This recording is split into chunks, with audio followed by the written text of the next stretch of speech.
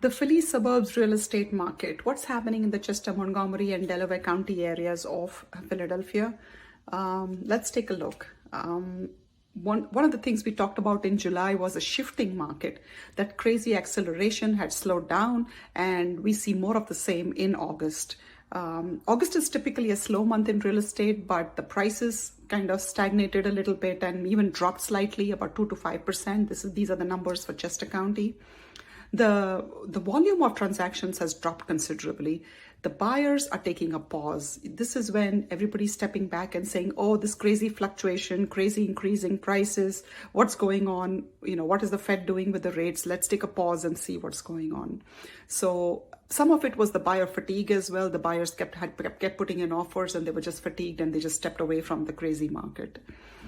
And what's happening with the inventory levels, the sellers who had always wanted to take advantage of this market over the last couple of years have now decided, we see more and more inventory coming up on the market. Even with new construction, we see some new construction inventory coming on.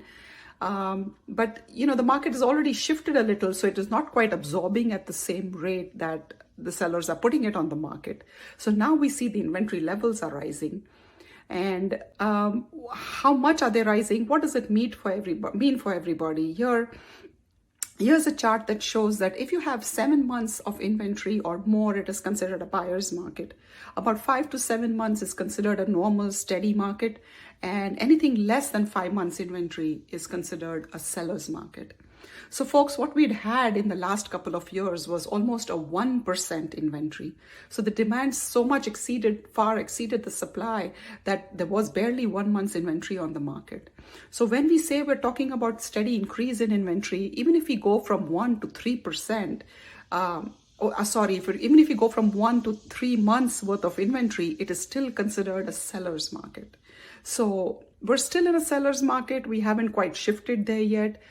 The question is, this is when your realtors come into play, folks. It is very important that you work with a realtor who knows what they're doing, who knows their neighborhoods, who knows their stuff, because there are some homes that are still crazy high. They're selling in multiple bids within the first weekend, and you might have to have over asking offers, right? And then there are some homes that are not getting any offers in the first weekend. We have to wait till the second or the third offer. Now more than ever, your realtor is really, really important. So whether you're a seller or a buyer, how do you take advantage? The idea is to take this as an opportunity and not be intimidated by what's going on.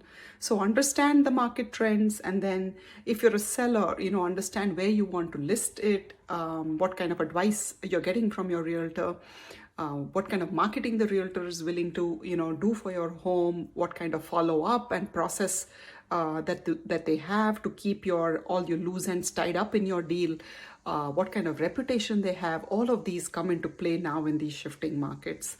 It is just as important to hold on to the deal and see it to settlement as it is to get the home under contract. Just those days of slapping the home, even with iPhone pictures, onto the MLS and hoping that it sells are gone. That is not quite happening anymore. And it takes a lot of skills to hold a deal together all the way to settlement, because we hear a lot of cold feet that the buyers are having because they are worried that they may be overpaying for a home. Is this market going to crash? It is shifting. Nobody knows what's happening. So get the right advice from your realtor when it comes to selling. Even with the buying, we need realtors who know their neighborhoods, who understand that in a multiple bid, how high should you go, and is it considered unrealistic to go that high? And the value of the home is based on its location, its condition, and what's going on in the market. So a good realtor should be able to wrap all of this up, plus your motivation to buy or sell, and give you the right advice regarding how best to proceed with any particular home. So hope this was helpful, folks. This was my attempt at explaining August of 2022 in the Philadelphia suburbs. Please subscribe to my channel to get more such updates. I talk about all things real estate, the local neighborhoods, what's going on, and some design trends that I see in the housing market. Hope to catch you at the next one.